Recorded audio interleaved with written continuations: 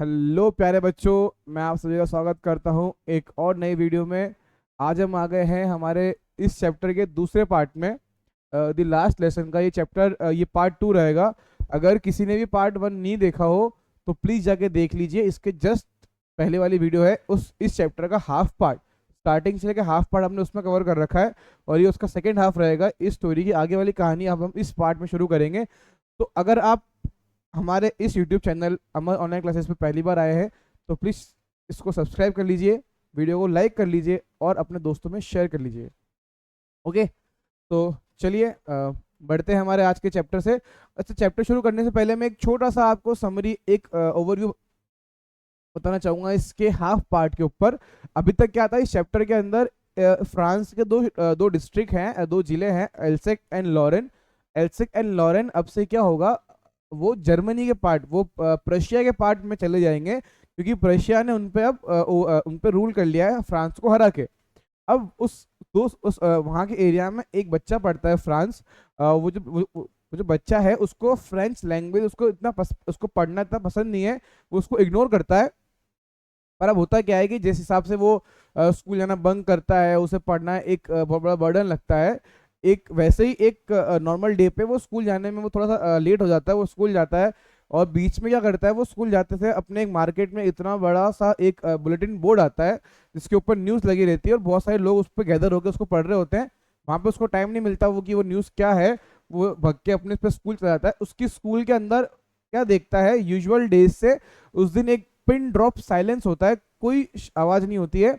उस दिन उसके फ्रेंच टीचर एम हेमल जो होते हैं, वो एक बढ़िया सी ड्रेस पहन के, हरे कलर का कोट पहन के उस टाइम लेक्चर दे रहे होते हैं।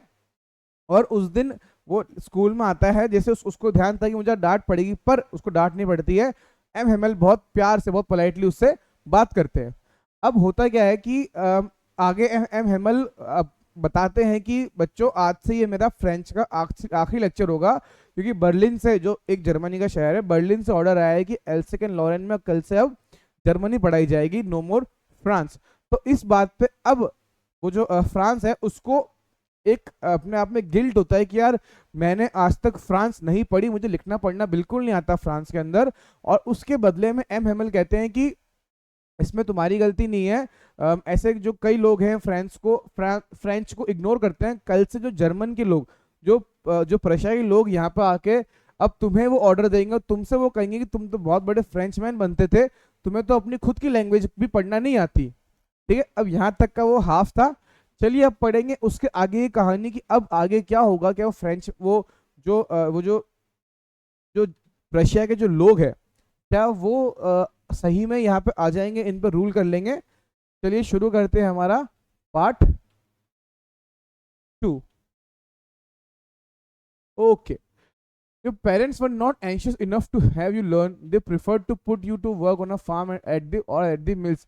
वो कहते हैं कि है ना, फ्रांस को एमएल कहते हैं कि कोई बात नहीं बेटा, इसमें सिर्फ तुम्हारी गलती नहीं है, इसमें गलती तुम्हारे पेरेंट्स की भी है, जिन्होंने तुम्हें खेत में जाने को ज्यादा प्राथमिकता दी रादर बिंग पढ़ने के ऊपर। तुम्हारे पेरेंट्स ने भी तुम्हें खेत में जाना भेजा, खेत में और कुछ, या मील्स में, मील्स यानी खदानों के अंदर, तो as to have a little more money, यानी आप तुम कुछ पैसा कमा के आ जाओ, तुम पढ़ाई छोड़ो, तुम कमाने जाओ।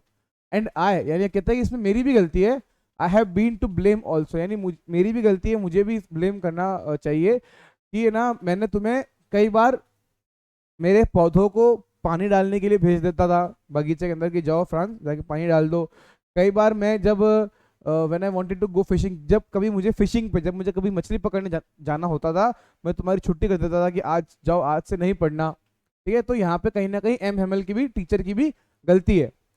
Then from one thing to another M Hamel went on to talk of the French language, saying that it was the most beautiful language in the world. अब फ्रेंच लैंग्वेज के लिए एम हेमल क्या कहते हैं कि ये जो फ्रेंच लैंग्वेज है, ये one of the most beautiful language, यानी पूरे दुनिया की सबसे खूबसूरत भाषा है। ऐसा क्यों कहते हैं? The clearest, the most logical, that we must guard it among us and never forget it.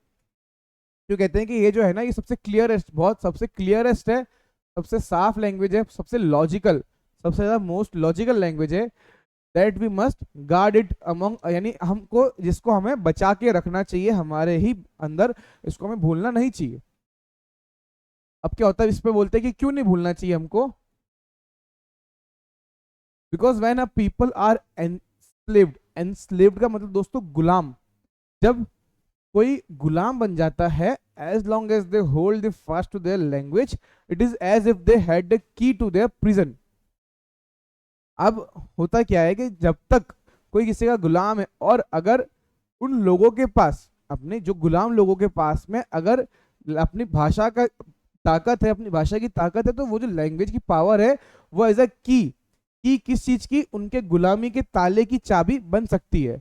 अब इसको ऐसे कंपेयर कर सकते हैं, मान लीजिए अपने हिंदुस्तान के अंदर जब ब्रिटिशर्स का रूल था, जब अंग्रेजों का राज था, उन्होंने हमारे ऊपर राज किया, ठीक है, हमारी लैंग्वेज को दबाने की, हमारी लैंग्वेज को वैनिश करने की, गायब करने की कोशिश करी। पर उस समय के जो फ्रीडम फाइटर्स थे, उस समय के जो क्रांतिकारी थे, उन लोगों ने क्या कोशिश करी कि नहीं, हमारे कल्चर को, हमारी लैंग्वेज को टॉप पे रखो, उसको जितना हो सकता है लोगों में फैलाओ, ठीक है, हमारे कल्चर को फैलाओ, ठीक है। तो यही वो सेम यहाँ कह रहे हैं, ठीक है, यही बात वो सेम कह रहे हैं कि जब कोई गुलाम होता है, जब तक उनकी लैंग्वेज उनके साथ में है, उनके पास चाबी है। क्या है चाबी किसकी? उनकी गुलामी के ताले को खोलने की चाबी उन लोगों के पास में होती है। प्रिजन का मतलब होता है जेल। Then he open a grammar and read us our lesson. अब एम हेमल ने क्या करा, ग्रामर की बुक खोली और उसमें से हमें एक लेसन वो पढ़ाने शुरू किया। I was amazed to see how well I understood it. अब इसके अंदर फ्रांस कह रहा है कि मैं इतना शौक था ये देख के कि मैं उसको कितना इजीली समझ पा रहा हूँ। क्यों समझ पा रहा है? क्योंकि अब फ्रांस जो है बहुत बहुत गौर से, बहुत फोकस्ड होकर वो चैप्टर को पढ़ रहा है।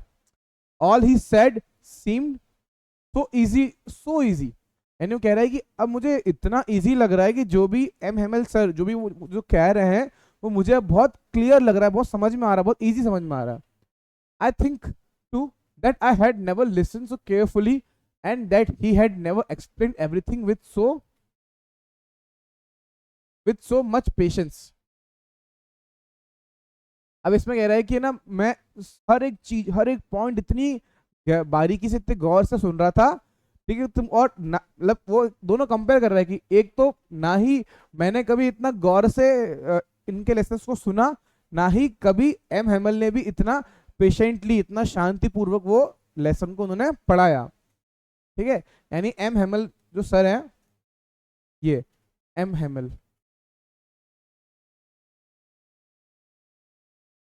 ठीक है, ये एम हेमल देख सकते हैं, ये ग्रामर की बुक है, ये बहुत पेशेंटली ये भी इसको सुना रहे हैं, मतलब एक्सप्लेन कर रहे हैं। और ये फ्रांस, ये फ्रांस, और ये बहुत केयरफुली इनकी बातों को सुन रहा है। ये फ्रांस का मैप है दोस्तों, उस समय का फ्रांस देख लीजिए। यहाँ पे इस वाले पोर्शन में कुछ एल्सेक और लॉरेन, देख लीजिए ये वाला, ये जो रीजन है ना, यहाँ पे पढ़ते हैं एल्सेक लॉरेन, ये जर्मनी है, ये जर्मनी है, और यहीं पे ये पार्ट, कुछ पार्ट पर्शिया का, ठीक है, और इन्हीं को इन्होंने कब्जा कर लिया। आगे बढ़ते हैं, चलिए। It seemed almost as if the poor man wanted to give us all he knew before going away and to put it all into our head at one stroke. वो बता रहा है यहाँ पे पुअर मैन कौन है दोस्तों? M Hemal. अब उसमें फ्रांस कहता है कि ऐसा लग रहा है कि वो इतना पेशेंटली और इतना आराम से इसीलिए समझा रहे हैं कि वो जो एम हेमल है वो चाहते हैं कि जो भी उन्हें पता है वो अपने सारी नॉलेज हमारे अंदर, हमारे दिमाग में फीड करके चले जाए, ताकि हम उसे कभी ना भूलें, ठीक है। आप खुद इसको एक बार इमेजिन कर सकते हैं कि सिचुएशन क्या होगी कि एक फ्रेंच का टीचर जा रहा है, उस गांव में किसी को फ्रेंच लैंग्वेज इतनी आती नहीं है, ठीक है, तो वो जो टीचर है वो तो चाहेगा कि इनके पास मैं इनकी लैंग्वेज को रख के जाऊं, इनका कल्चर छोड़ के जाऊं, ताकि ये अपने कल्चर से दूर ना हो और इन्हें कोई गुलाम गुलाम बना के अपना कल्चर उन पे ना थोप दे। इसलिए वो चाह रहे हैं कि जो भी उनको पता है एमएमएल को, वो आज इनको बता के चले जाए। आफ्टर द ग्रामर, यानी अब ग्रामर के बाद we had a lesson in writing. Writing में कुछ उनको मतलब जैसे लेटर वगैरह अपन लिखते हैं ना, उनका उनका लेक्चर था। That day M Hamel had new copies for us written in a beautiful round hand, France Alsace, France Alsace. They looked like little flags floating everywhere in the schoolroom, hung from the rod at the top of our desks. अब इसमें क्या है, अब इनका writing का, अब M Hemal जो है वो अपने घर से कुछ कॉपीज, कुछ नोटबुक्स लेके आए हैं बच्चों को बांटने के लिए, और हर एक नोटबुक के ऊपर क्या लिखा था, फ्रांस एल्सेक, फ्रांस एल्सेक। ऐसा मान लीजिए नोटबुक के ऊपर ये लिखा था कि फ्रांस जिंदाबाद रहे, long live France, long live France, France जिंदा रहे। और वो क्या बता रहे हैं कि जैसे ही हमारी हर एक डेस्क के ऊपर, हर एक टेबल के ऊपर वो जो नोटबुक एक सीक्वेंस में पड़ी थी, ऐसा लग रहा था कि फ्रांस का झंडा जो है वो ऐसे एक लाइन में लगा हुआ है। और तो मान लीजिए ये बच्चे हैं, ये बैठे हुए, ये एक टेबल, ये दूसरी टेबल, ये तीसरी टेबल, ये चौथी टेबल। तो मान लीजिए ये एक लंबी सी रॉड है प्रॉपर, और इनके ऊपर वो जो नोटबुक पड़ी है उन नोटबुक के फ्लैग है, ऐसे हर एक साथ में, ये हर एक साथ में से एक फ्लैग लग रहे हैं, ठीक है, वो इस पिक्चर में ऐसा बताना चाह रहे हैं। और टॉप ऑफ आर डेस्क, ठीक है, you ought to have seen how everyone set to work and how quite it was, ठीक है। अब you ought to have seen यानी वो ऐसा अब हमको बताना चाह रहा है, कौन, फ्रांस, कि आप सभी को देखना चाहिए था कि कितना पेशेंटली, कितना हम लोग सभ्य, मतलब शांत होके हमारा काम कर रहे हैं और चुपचाप हमारे काम में हम लोग मग्न हैं। The only sound was scratching of the pens over the paper. Scratching of the pens यानी वो बता रहा है कि उस रूम में जो केवल आवाज आ रही थी वो सिर्फ स्क्रैचिंग, यानी जब आप पेज पे कुछ लिखते हैं तो आवाज नहीं आती खस खस खस ऐसी वाली, तो बस उसकी आवाज आ रही थी, इतनी शांति थी। One some beetles flew but nobody paid any attention to them, not even the littlest ones who worked right on tracing their fish hooks as if that was French too। यानी उस रूम में इतना pin drop silence, दोस्तों pin drop silence मतलब अगर मान लीजिए pin भी गिरती है तो उसके पिन के गिरने तक की आवाज आ जाती है, इतनी शांति थी उस रूम में। और एकदम से क्या हुआ, एक फ्लाई, एक बीटल आया, ठीक है, बीटल एक तरह का एक कीड़ा होता है, मैं आपको यहाँ पे दिखा दूंगा, ठीक है। तो बीटल आया कमरे के अंदर, बट उसके ऊपर किसी ने ध्यान नहीं दिया, ठीक है। क्यों ध्यान नहीं दिया, क्योंकि सब अपने उस काम के अंदर मग्न थे, एकदम फोकस थे। और सबसे लिटलेस्ट मतलब कि वो जो बैक बेंचेस में तो ओल्ड लोग बैठे थे, उन्होंने भी ध्यान नहीं दिया, वो भी अपने लेक्चर के अंदर इतने फोकस थे, ठीक है, कि मान लो कि वो खुद भी अब आखिरी बार पढ़ने वाले। On the roof the pigeons cooed very low and I thought to myself, will they make them sing in German, even the pigeons। अब क्या हो रहा है, क्लासरूम है, क्लासरूम की छत के ऊपर कुछ कबूतर बैठे हुए हैं। अब वो जो फ्रांस है और कबूतर कू कर रहे हैं, कुटर को जो करते हैं ना कबूतर, वो कूट कर रहे हैं मान लीजिए, और ऊपर बैठ के। तो फ्रांस सोचता है कि क्या वो उन कबूतरों को भी जर्मनी के अंदर अब कू करना सिखाएंगे, ठीक है। तो सोच लीजिए कि वो बता रहा है कि ये जो रूल होता है, ठीक है, मान लीजिए कोई दूसरी कंट्री आई, वो आप पे रूल करती है और वो आप पे थोपती है कि आपको ये चीज करनी है जबरदस्ती, तो वो हम ह्यूमंस को तो कह सकती है, ठीक है, दूसरी कंट्री। तो फ्रांस भी कह रहे हैं क्या वो कबूतरों को, क्या वो पिजन्स को भी सेम चीज कह सकते हैं, ठीक है।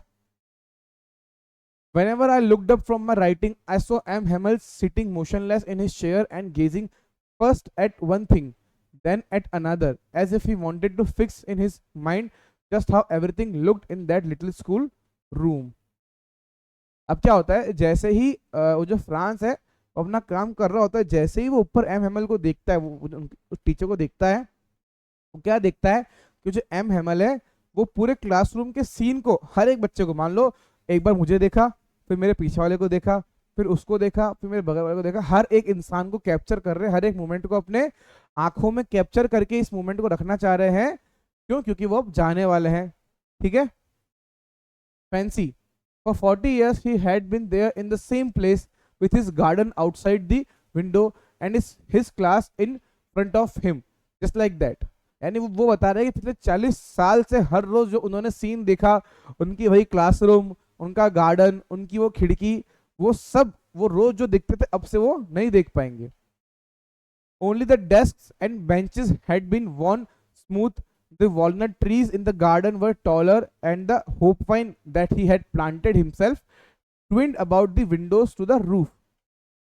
वो बता रहा है कि ज्यादा कुछ चेंज नहीं हुआ अभी तक में, सब कुछ वैसा का वैसा ही है, वही क्लासरूम, वही बच्चे, वही गार्डन, वही खिड़की, बदला कुछ नहीं। बदला क्या है, सिर्फ कि वो जो टेबल्स है उनकी वो थोड़ी सी फट गए, मतलब समझ रहे हो, एक स्मूथ टेबल होती है हल्की सी छिल जाती है, वो हुआ है उनका वॉलनट ट्रीज। वॉलनट यानी if I am not wrong, walnut यानी होता है अखरोट, सॉरी, अखरोट का जो पेड़ है वो बड़ा हो गया है, और उनका हॉपवाइन का, एक हॉपवाइन एक प्लांट होता है, हॉपवाइन का ट्री जो है वो और बड़ा होके, दुगना होके रूफ छत तक पहुंच चुका है। ठीक है, रूफ, छत। How it must have broken his heart to live it all. Poor man, to hear his sister moving about in the room above, packing their trunks. Trunks का मतलब होता है दोस्तों suitcase.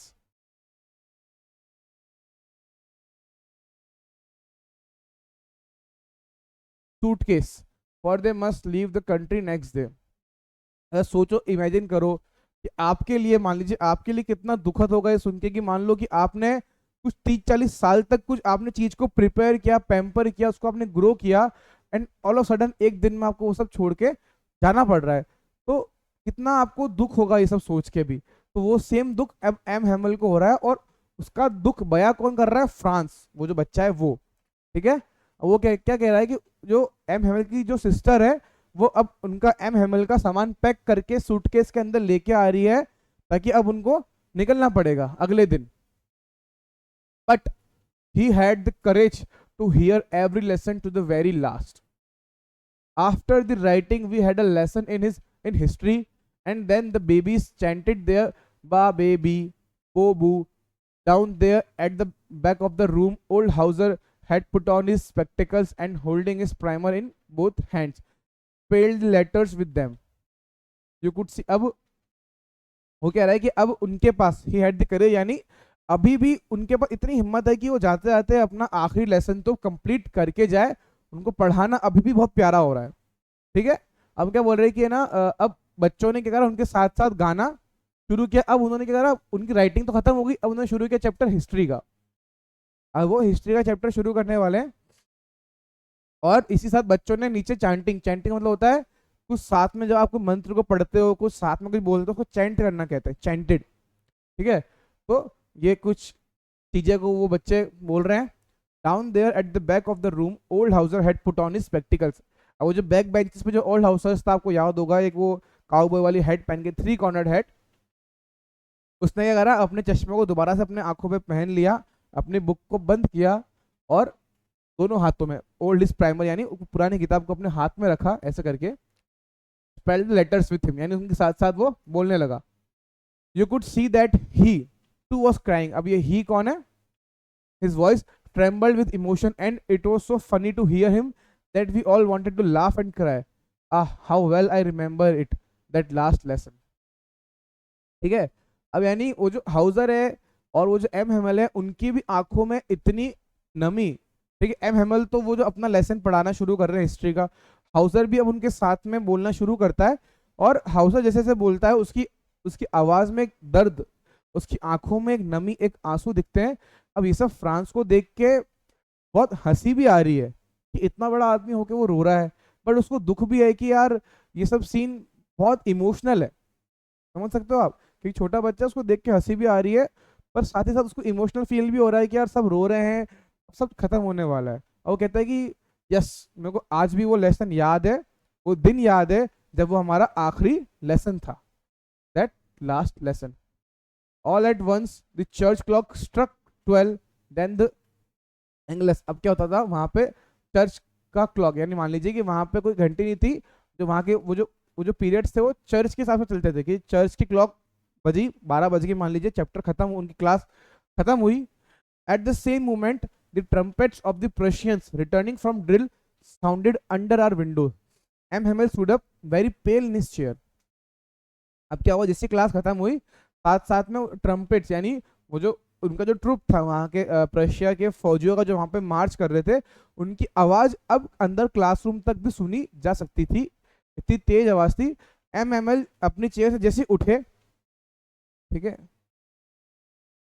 I never saw him look so tall my friends, I but something choked him, could not go on.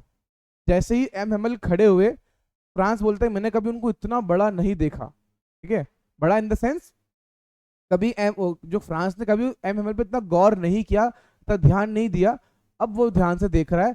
जैसे ही M खड़े होते हैं वो क्या कहते हैं, माय फ्रेंड्स, वो कुछ कहना चाह रहे होते हैं पर वो आई बट वो वहीं पे रुक जाते हैं, ठीक है, वो आगे नहीं बढ़ पाते। Then he turn to the blackboard, took a piece of chalk and bearing on with all his might he wrote as large as he could, विवेला फ्रांस, यानी फ्रांस जिंदा रहे। विवेला मतलब, विवे का मतलब होता है खुश, जिंदा जिंदा, ठीक है, फ्रांस जिंदा रहे। ऐसे अपना कहते हैं ना कि हिंदुस्तान जिंदाबाद, long live Hindustan, long live India, ऐसे उन्होंने कहा विवेला फ्रांस, यानी फ्रांस जिंदा रहे। Then he stopped and leaned his head against the wall, and without a word he made a gesture to us with his hand, school is dismissed, you may go। and अब हुआ क्या, जैसे उन्होंने मान लीजिए जैसे यहाँ पे लिखा, ये वर्ड लिखा, ठीक है, ये वर्ड यहाँ पे लिखा और अपने सर को ऐसे बोर्ड वॉल की तरफ अड़ा के उन्होंने अपने दोनों हाथ से कहा the class is dismissed, class खत्म हो गई है, अब तुम जा सकते हो। ठीक है दोस्तों, तो बस इसी के साथ वो क्लास खत्म, यहाँ ये क्लास खत्म, और इसी क्लास के साथ ये चैप्टर भी होता है खत्म। तो दोस्तों बहुत ही प्यारा सा ये चैप्टर था आपका 12th क्लास का, the last lesson. And please इसको आप अच्छे से अपने याद रखिएगा। एंड अगर आपको ये चैप्टर याद ना हुआ हो तो आप इन दोनों वीडियोस को आप दोबारा से देख लीजिएगा। एंड अगर आप यहाँ तक पहुँच चुके हैं तो please thank you for watching. And अगर आपको हमारा ये लेक्चर पसंद आया हो तो इसे प्लीज़ लाइक कीजिएगा, अपने और भी 12th के दोस्तों के साथ में शेयर कीजिएगा। एंड अगर चैनल पर आप पहली बार आ रहे हैं तो प्लीज़ चैनल को सब्सक्राइब भी कर लीजिएगा। मिलते हैं अगली वीडियो में, तब तक के लिए मैं आपसे अलविदा लेना चाहूँगा। Bye bye, take care.